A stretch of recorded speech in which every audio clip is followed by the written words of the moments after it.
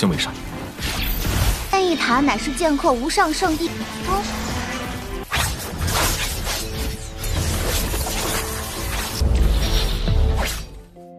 Halo semuanya, selamat datang di Ruang Film. Bagaimana kabar kalian semua? Semoga selalu sehat dan baik-baik saja. Sesuai jadwal, jadi pada hari ini kita kembali melanjutkan series Martial Master episode terbaru. Yang mana ini adalah episode yang ke-415 sampai 416. Sebelum kita mulai, lebih baik kita lihat lagi apa saja yang telah terjadi pada episode sebelumnya.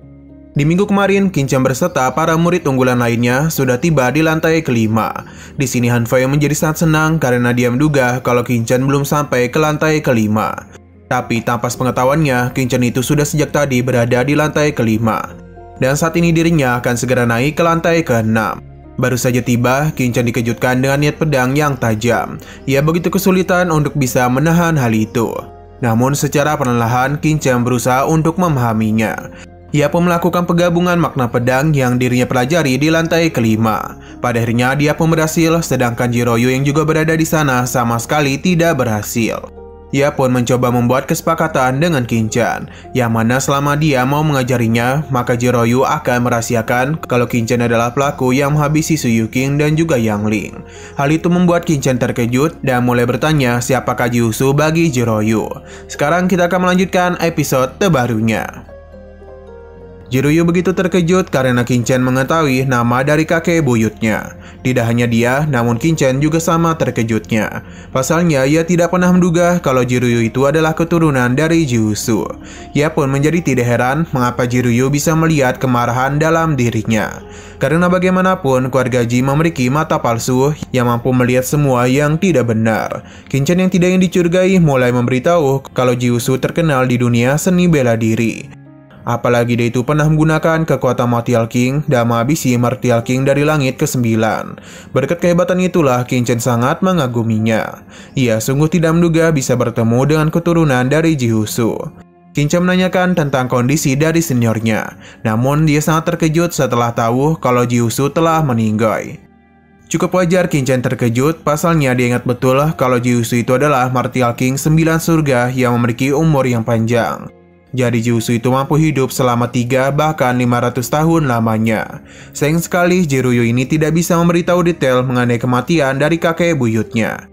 Sebab itu merupakan rahasia keluarga Ji.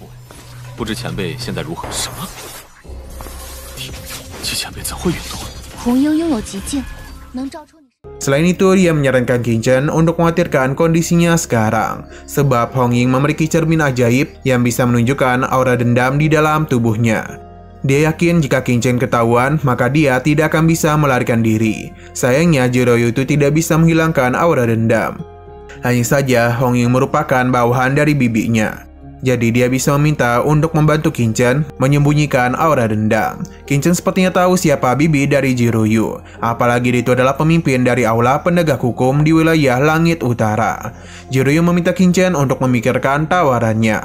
Karena selama dia mau mengajarinya memahami alam pedang, maka dia akan membantu Qin-Chen dalam menyembunyikan rahasianya. Bisa dikatakan kalau kesepakatan ini sangat adil dan masuk akal untuk mereka. Tentu saja Qin-Chen tidak akan menolak. Hanya saja dia meminta Jiroyu untuk bersumpah karena ia takut rahasia tentang dirinya malah disebarkan olehnya. Padahal itu Jiroyu agak kesal karena untuk apa juga dia tertarik dengan masalah Qin-Chen. Tapi karena Qin-Chen meminta untuk membuat sumpah, maka mau tidak mau Jiroyu pun akan melakukan hal itu. Ia bersumpah akan membantu Qin-Chen dalam merahasiakan masalahnya. Dan jika hal ini dia langgar, maka dirinya akan hancur.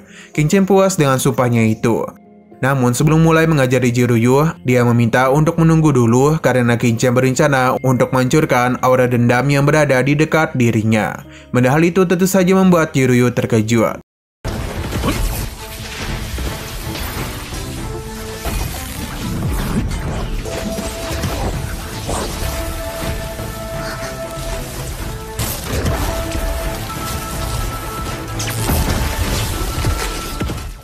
Tidak butuh waktu lama bagi Qin-Chen dalam menghancurkan aura dendam yang ditinggalkan oleh Yang Ling dan juga Su Yuqing.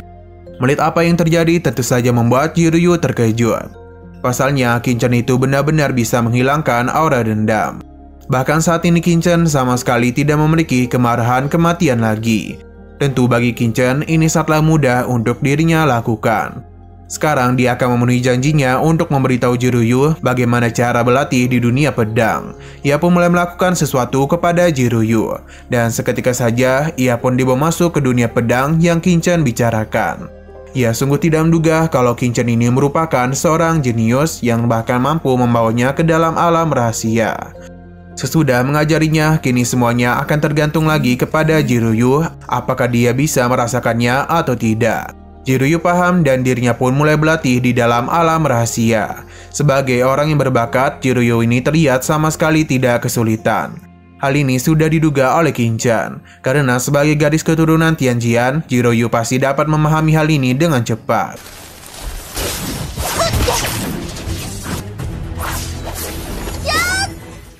Berhubung Qingchen sudah selesai di lantai ke-6, ia pun akan naik ke lantai ke-7. Saat juga Jiruyu pun menyusul dirinya. Nah, setelah mereka pergi, Yao Ming baru saja naik langsung disambut oleh tekanan yang kuat dan juga sebuah serangan pedang. Yang datang tidak hanya dia saja, namun Qiansu juga baru naik. Ia yang melihat sekeliling mengetahui kalau Qingchen itu pasti sudah naik ke tingkat ke-7. Tidak yang tertinggal terlalu jauh, Qiansu pun segera memahami lantai ke-7 untuk bisa segera menyusulnya.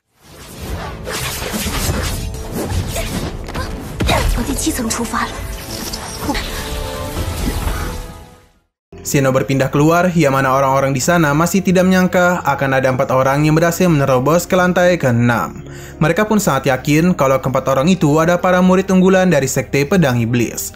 Orang-orang di sana pun memberikan selamat kepada ketua Sekte Yan, karena para muridnya sangatlah hebat. Hanya saja ketua Sekte Yan tidak ingin senang dulu. Karena bagaimanapun, warisan pedang iblis belumlah berakhir. Selain itu mereka juga masih belum tahu pasti siapa yang naik ke lantai ke-6. Namun orang-orang ini tetap yakin kalau keempat orang itu adalah para murid unggulan dari Sekte Pedang Siluman. Karena selain mereka, siapa lagi yang mampu mengimbangi kekuatan dari 4 murid unggulan. Jadi cukup wajar mengapa orang-orang itu memberikan selamat kepada ketua Sekte Yan karena telah mendapatkan murid-murid yang sangat hebat. Terlihat kalau Hong Yin sepertinya sudah tahu kalau nona mudanya pasti adalah salah satu dari 4 orang yang naik ke lantai ke-6. Sedangkan untuk para murid unggulan dari pedang iblis sama sekali belum ada yang berhasil naik ke lantai ke-6.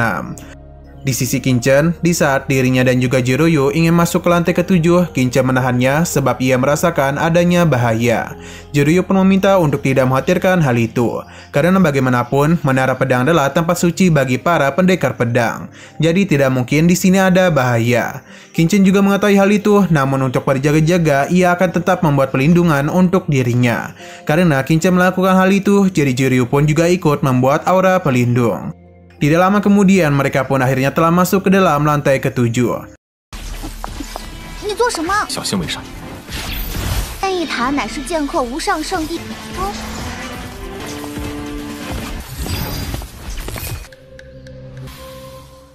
Jika dilihat-lihat, tempat ini sangatlah berbeda dengan lantai-lantai sebelumnya. Selain itu di sini juga terlihat ada seseorang yang masuk lebih dulu dari mereka.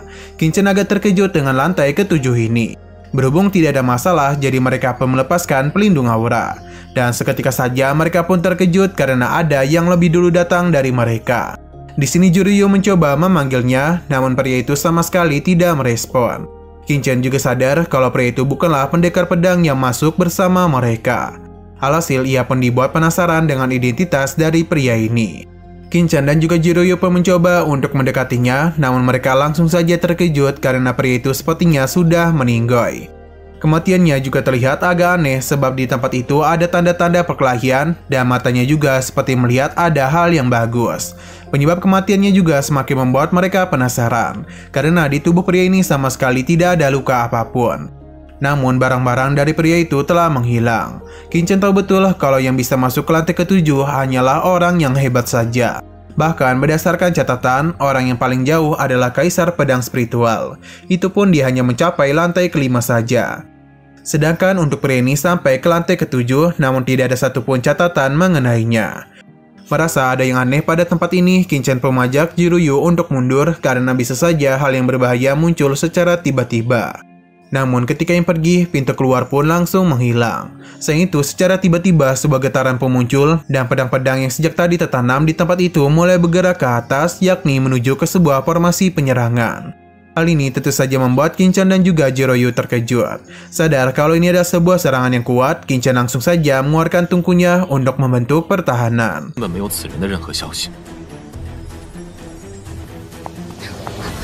哦，不见了！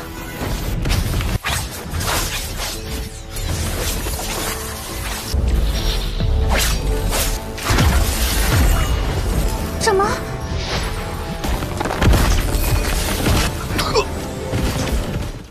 Meskipun sudah membentuk pertahanan, namun bisa terlihat dengan jelas kalau serangan pedang-pedang ini sangatlah kuat. Bahkan beberapa pedang mampu menembus pertahanannya. Tidak menyerah begitu saja, Qinchan juga sampai menggunakan pedang bekaratnya untuk membuat lapisan kedua. Hal itu benar-benar sangatlah merepotkan Qinchan. Karena tubuhnya ini sudah penuh akan luka pedang, tapi ia tidak bisa mengobati luka-lukanya dulu sebab ia harus menjaga pertahanan ini. Apalagi terlihat dengan jelas kalau pedang-pedang itu bisa mencari celah dari formasinya. Qinchan pun meminta Jiroyu untuk menggunakan dunia pedang bersamanya agar bisa menghadapi hal ini. Jiroyu paham dan akhirnya pertahanan mereka pun sudah semakin kuat. Dan begini Qinchan memiliki waktu untuk bisa menarik napas.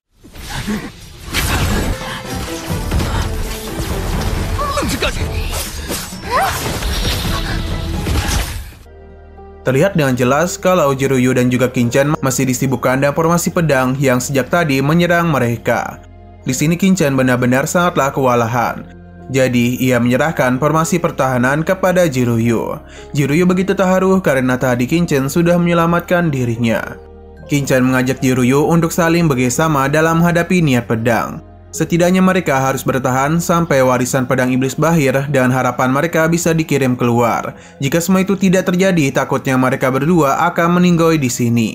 Padahal itu tentu membuat Jiroyu takut, karena bisa saja mereka tidak dikirim keluar.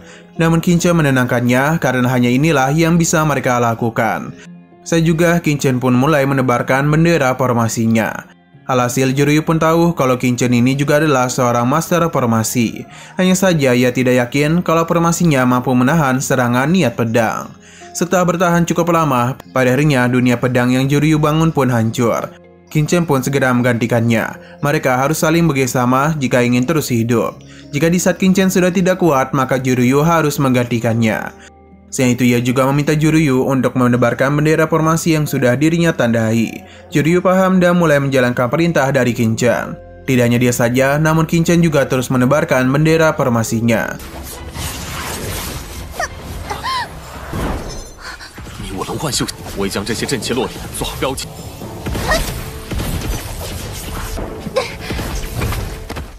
Hingga pada akhirnya bendera Qinchan pun sudah habis.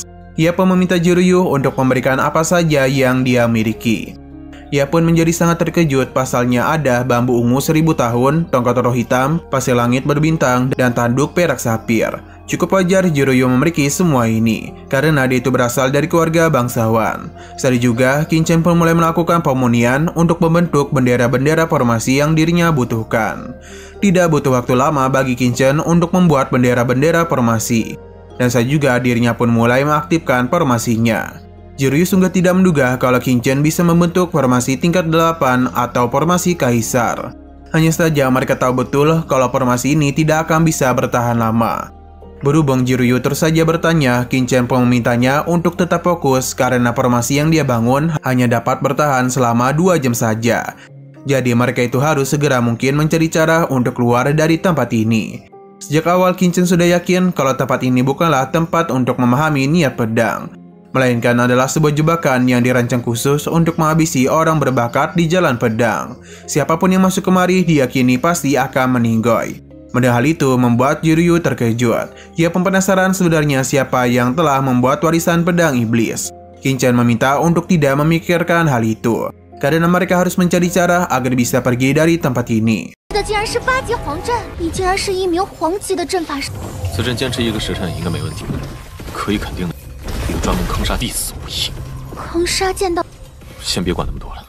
Mereka mencoba melihat ke sana kemari, namun tidak kunjung menemukan cara untuk pergi. Jiroyu sungguh tidak menduga kalau dia akan meninggoy bersama Qinchan. Namun ia tetap berterima kasih kepada Qinchan karena setidaknya ia tidak akan mati sendirian. Berhubung mereka sedang dalam kondisi seperti ini, Qinchan pun menanyakan bagaimana senior Jiwusu meninggoy. Berhubung dia sudah mau meninggoy, jadi Juryu pun memberitahu kalau saat itu kakek buyutnya pergi untuk mencari teman baiknya yang menghilang. Ia pergi ke lembah kematian di tanah terlarang wilayah Hu. Hanya saja sampai saat ini kakek buyutnya tidak memberikan kabar apapun. Padahal itu membuat Qin Chen penasaran siapakah nama teman dari Jushu. Juryu tahu dari bibinya kalau orang yang dicari oleh kakeknya adalah pria berbakat terbaik di dunia seni bela diri bernama Junlin, master tertinggi yang tak tertandingi. Qin Chen menjadi sedih pasalnya Jushu meninggoy hanya untuk mencari dirinya saja. Ia yakin kalau ini adalah ulah dari Sang Guan Xi'er dan juga Feng Xiaoyu, karena selain mereka tidak ada lagi yang mampu mengalahkan Jushu. Juryu penasaran mengapa tiba-tiba saja Qin Chen terlihat marah. Qin Chen tidak memberitahunya dan mengajak Juryu untuk tidak menyerah, karena bagaimanapun mereka harus keluar dari tempat ini. Ia pun meminta Juryu untuk merasakan niat pedang di tempat itu. 不一样，据说太爷爷的绝不可能毫无音讯，我们不能死在这里，必须战。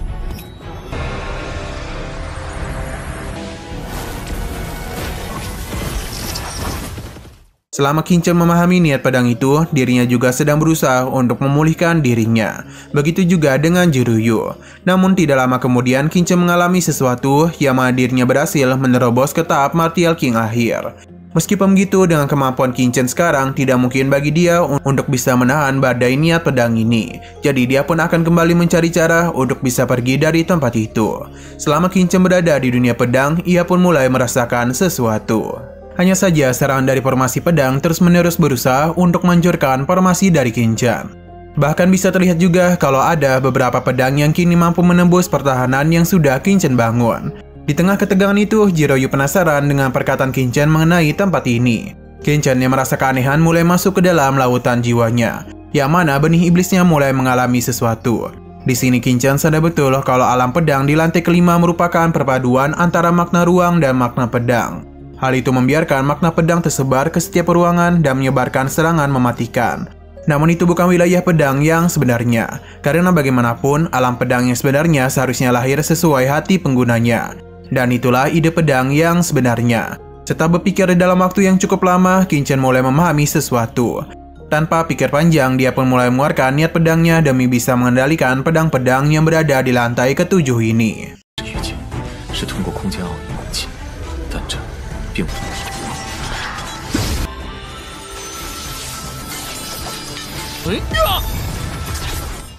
Secara mengejutkan, alam pedang milik Qin Chen ternyata sudah menjadi lebih kuat. Hal ini dibuktikan dan sulitnya formasi pedang untuk menembus pertahanannya.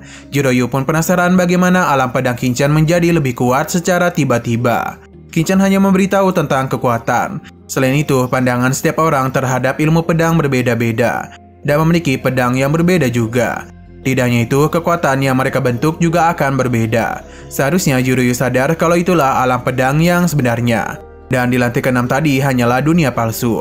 Pada awalnya Juryu tidak tahu apa-apa tentang yang dikatakan oleh Qin Chen, hingga ia pun mencoba mensimulasikannya di dalam lautan jiwanya. Pada akhirnya Juryu pun sadar kalau inilah alam pedang yang sebenarnya. Kini pedang-pedang yang berada di sana mulai bisa dia kendalikan oleh Juryu. Di saat ia pamer, Qin Chen menghentikannya, karena dia itu harus menyimpan kekuatannya demi bisa menggantikan dirinya dalam menahan serangan formasi pedang. Selain itu, mereka juga harus dengan cepat mencari jalan keluar dari tempat ini. Berhubung alam pedang Qin Chen sudah meningkat, maka ia pun menyimpan kembali formasi pertahanannya. Karena bagaimanapun, kini dia hanya perlu mengandalkan formasi dari alam pedangnya saja.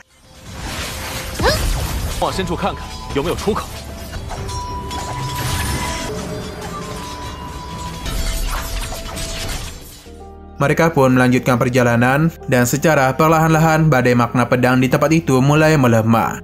Sepertinya mereka ini sudah semakin dekat dengan pusat dari lantai ketujuh.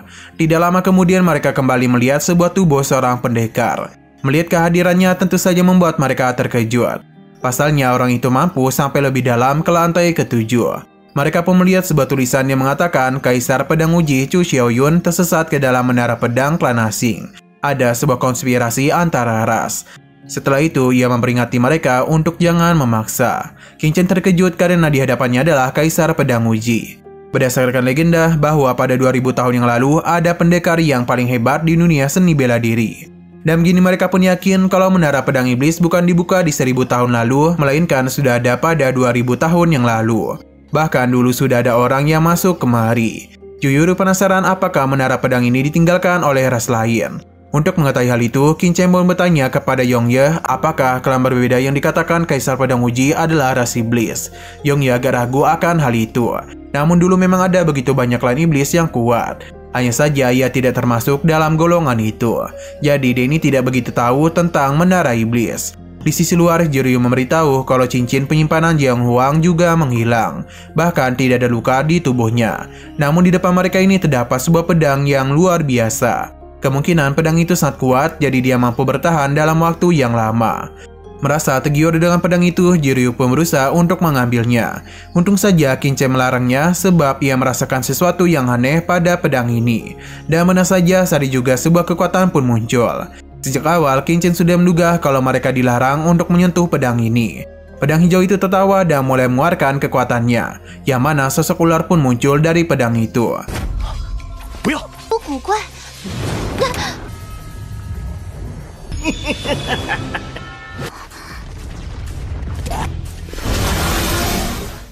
Di saat ular hijau ingin melancarkan serangan, saat juga pedang Jiryu mengalami sesuatu. Yang seakan-akan pedang ini merespon panggilan demi bisa menghadapi ular hijau. Hanya saja Qin Chen di sini agak bingung, sebab pedang Feng Tuan hanya memiliki naluri. Lantas bagaimana bisa dia bergerak untuk memberikan perlawanan? Pertarungan pun terjadi antara ular hijau menghadapi pedang Feng Tuan. Dalam adu pedang itu terlihat kalau pertarungan sempat seimbang. Hingga pada akhirnya ular hijau berusaha untuk menguasai pedang Feng Tuan.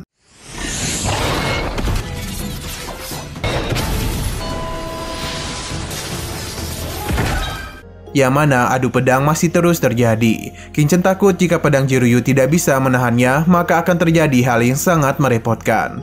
Untung saja sebelum hal itu terjadi, pedang bekarat milik Qin Chen keluar untuk menggantikan duel yang terjadi. Tentu saja Qin Chen agak terkejut karena pedangnya secara tiba-tiba keluar. Berhubung dia sudah digantikan, jadi pedang Jiryu pun segera kembali. Kini duel sengit pun akan terjadi di antara pedang bekarat milik Qin Chen dengan pedang hijau. Jadi pedang bekarat yang tidak mau kalah juga memanggil sosok rohnya, yakni adalah seekor naga biru. Saat kemudian pertarungan pun mulai terjadi di antara kedua pedang ini.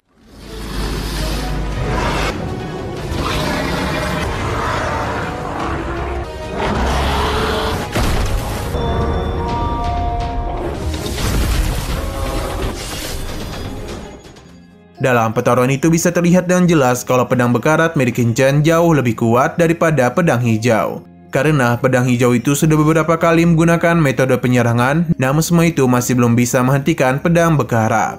Setelah pertarungan menggunakan sosok roh binatang, kini dua pedang itu kembali saling beradu satu sama lain. Bunyi gesekan pedang terus terdengar di tempat ini.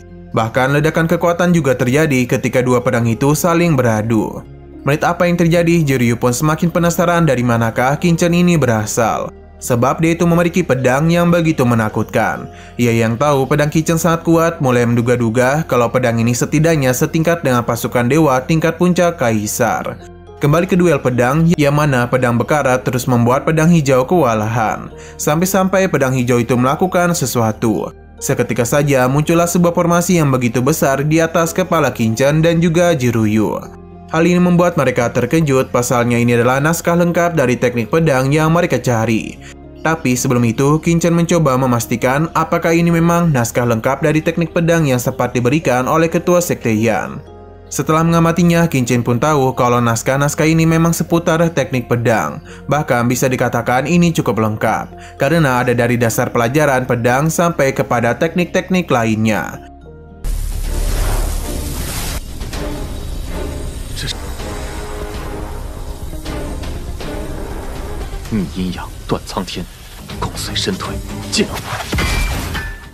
Kembali ke pertarungan, yang mana pedang bekarat masih asik berduel dengan pedang hijau. Hingga akhirnya Qin Chen pun melakukan sesuatu untuk mengendalikan pedang hijau.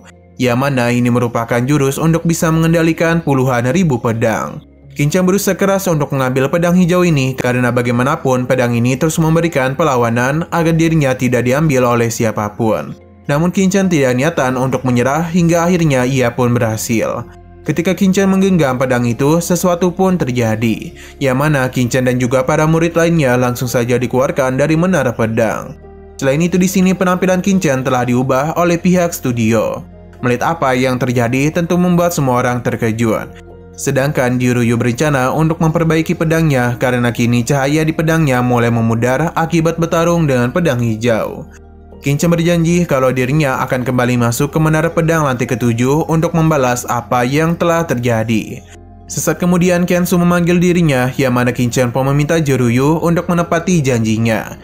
Jiryu paham dan dia mulai berakting menjadi orang yang begitu membenci Qinchan. 讨还今日之公道，记住你在里面的誓言。 Dari kejauhan, Suyan saat marah ketika melihat Qinchan masih hidup. Ia penasaran apakah Han Fei tidak membalaskan dendamnya. Sedangkan di sisi lain para tetua menjadi begitu senang, sebab Sekte Pedang Iblis telah melahirkan 4 murid jenius yang mampu masuk ke tingkat ke-6. Apalagi Han Fei, Suyan, dan Lu Xingfeng bisa kembali dengan selamat. Ketua Sekte Yan meminta para murid untuk maju agar memberikan laporan mengenai hasil yang mereka dapatkan. Dengan begitu percaya diri, Han Fei pun memberitahu kalau mereka semua berhasil naik ke lantai ke-5 dan bertahan dalam beberapa hari. Sebenarnya mereka itu hanya tinggal selangkah lagi untuk naik ke tingkat ke-6. Mendengar apa yang terjadi tentu saja membuat para tetua terkejut dan sekaligus kecewa. Namun mereka masih percaya kalau yang berada di lantai ke-6 pasti adalah Ye Wuming, Lu Xingfeng, Su Qing, dan juga Su Yan. Di sini Han Fei benar-benar terkejut. Pasalnya ia baru tahu kalau ada orang yang berhasil memasuki tingkat ke-6. Ini tentu saja mengejutkan mereka karena bagaimanapun para murid unggulan sudah percaya diri mereka telah naik lebih tinggi dari murid lain. Pada akhirnya para tetua pun mulai sadar kalau Su Yuqing tidak berada di sini. Begitu juga dengan Yang Ling. Mereka yakin kalau Su Yuqing dan juga Yang Ling tidak mungkin meninggoy dalam menara pedang. Ketua Sekte Yan pun meminta ketiga muridnya untuk memberitahu apa saja yang telah terjadi di dalam menara dan mengapa Su Yuqing tidak kunjung keluar. Suasana seketika saja hening. Su Yan dan Lu Xingfeng pun saling menatap satu sama lain, yang mana mereka sepakat untuk memberitahu Ketua Sekte Yan kalau Su Yuqing telah dihabisi oleh Han Fei. Padahal itu tentu saja membuat Ketua Sekte Yan terkejut sekaligus tidak percaya dengan apa yang dia katakan. Namun Su Yan bisa menjamin kalau ia berkata dengan jujur. Selain itu para murid lainnya juga menyaksikan apa yang terjadi dan bisa menjadi saksi. Han Fei tentu saja menjadi sangat kesal kepada Su Yan karena dengan mudahnya dia itu memfitnah dirinya. Han Fei berusaha menjelaskan kepada Ketua Sekte Yan kalau dia sama sekali tidak bersalah dan tidak mungkin dirinya menghabisi sesama murid Sekte Pedang Iblis. Hanya saja Su Yan menganggap kalau Han Fei sedang berbohong. Ia tahu betul kalau Han Fei saat iri dengan pencapaian para murid lainnya. Contohnya saja Han Fei itu menghabisi Lu Xingfeng karena dia lebih dulu masuk ke tingkat 5 dibandingkan dengan dirinya. Maka karena itulah Su Yan pun semakin yakin kalau Han Fei memang adalah orang yang menghabisi Su Yuqing. Sekali lagi Han Fei tidak membenarkan hal itu karena dia tahu siapa pelaku yang sebenarnya, yang mana dia pun menunjuk Qinchan dan juga Jiryu. Hal itu membuat Kensu khawatir Qinchan akan terlibat dalam masalah lagi. 弟子所言非虚。徐燕，我与你何？宗主大人，弟子冤枉。你极度贤能，徐燕，有什么事做不出来？是他们两人杀死的水师弟。 Tuduhan dari Han Fei ini bukan tanpa alasan, sebab dia tahu kalau mereka berdua itu pernah terlibat masalah dengan Su Yuqing. Ia yakin dan kemampuan hebat dari Jiryu menghabisi Su Yuqing tidak sulit baginya. Maka karena itulah Han Fei yakin kalau Qinchan dan juga Jiryu adalah dalang di balik meninggalnya Su Yuqing. Selain itu, mereka seharusnya sadar betul kalau Su Yuqing selalu bersama dengan Yang Ling. Jadi meskipun dia terlibat masalah dengan Su Yuqing, namun Han Fei sama sekali tidak sanggup untuk berhadapan dengan mereka berdua. Han Fei juga memberitahu kalau Qinchan dan juga Jiryu adalah para murid yang berhasil mengaktifkan pedang emas. Jadi bisa dijamin kalau mereka memiliki kemampuan yang hebat. Berhubung ini adalah masalah yang besar, jadi para tetua meminta untuk menangkap Qinchan dan juga Jiryu. Setelah melakukan penyelidikan lebih lanjut, barulah mereka memutuskan apa yang harus mereka lakukan. Han Fei setuju dengan pendapat tetua kelima. Hanya saja Hong Ying tidak terima dan tuduhan yang Han Fei berikan kepada nona mudanya. Han Fei yang tidak tahu siapa dia mulai memberikan sumpah serapah kepada Hong Ying. Hal itu tentu saja membuat Ketua Sekte Yan panik. Apalagi Han Fei itu telah membuat marah Hong Ying. 应将二人先行擒。吴长老明智，是谁在我妖剑宗撒野？妖剑宗撒野，我的本来。Han Fei yang menerima serangannya pun mulai yakin kalau wanita ini pasti memiliki hubungan dengan Qin Chen dan juga Jiruyu. Jadi mereka harus menangkap dan menyiksanya. Han Fei terus saja memberikan sumpah serapahnya, yang pada akhirnya membuat marah ketua sekte Yan karena muridnya itu sudah berani berkata kasar kepada Hong Ying. Setelah memberikan pukulan kasih sayang kepada Han Fei, ketua sekte Yan pun meminta maaf kepada Hong Ying. Hong Ying tahu betul betapa mulianya nona mudanya, jadi tidak mungkin dia menghabisi para murid dari sekte pedang. Ia pun meminta ketua sekte Yan untuk mengurus para muridnya, karena bagaimanapun masalah selalu muncul dari sebuah ucapan. Hong Ying sudah memberikannya peringatan, jadi segala keputusan ada pada ketua sekte Yan. Ia paham dan akan selalu mengingat perkataannya. Di sini, Jiruyu pun menemui Hong Ying. Hanya saja Hong Ying merasa panggilan kakak itu tidak layak untuk dirinya. Ia bersyukur melihat nona mudanya yang baik-baik saja. Pada akhirnya Han Fei pun tahu kalau Hong Ying merupakan anggota dari aula penegak hukum. Hong Ying merasa mereka ini beruntung karena nona mudanya baik-baik saja. Karena jika dia sampai terluka, maka Hong Ying bisa menjamin kalau sekte pedang iblis akan musnah. Perkataan itu sontak saja membuat tetua kelima marah. Ketua sekte yang berusaha menghentikan tetua kelima, namun sayangnya dia terlambat karena Hong Ying sudah terlanjur kesal kepadanya.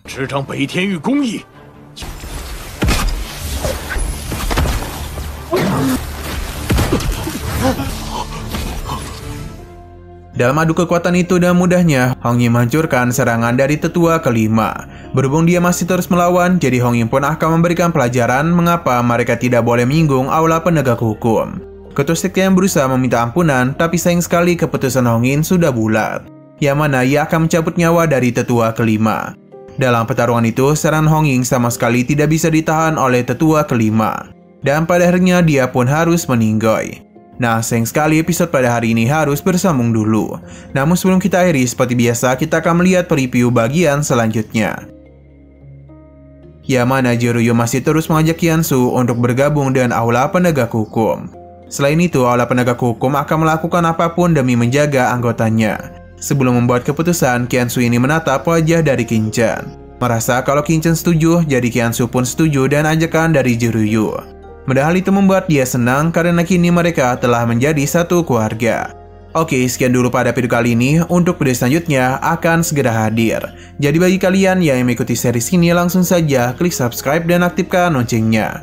Terima kasih yang sudah menonton video sampai habis. Jika kalian suka pada video ini, klik like dan share ke teman-teman kalian tentang channel ini. Dan ditunggu aja kelanjutannya. Oke, sampai jumpa di video selanjutnya.